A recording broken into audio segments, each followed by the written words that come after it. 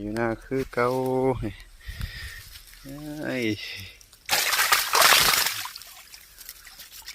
ปลา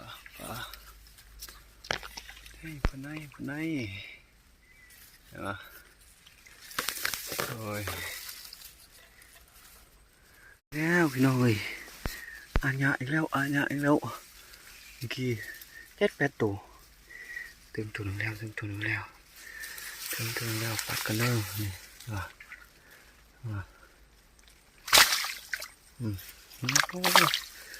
ดีเลยหักสูด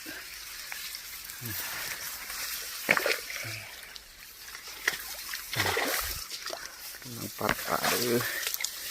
ครับเต็มละไอ้โอ้ย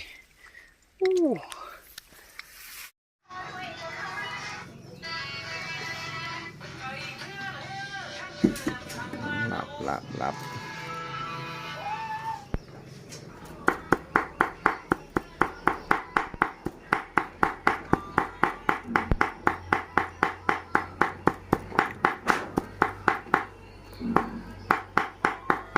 เด็กเกิน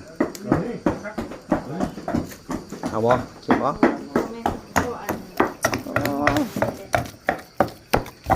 ลำเดียวเราป่าไหมเราป่าลำเดียวเลี้ยวจะเป็นตัวเลี้ยวป่าให้มันตัวเลี้ยวสุดแกะข้าวก่อนข้าวขี้ตุ่มบนมือ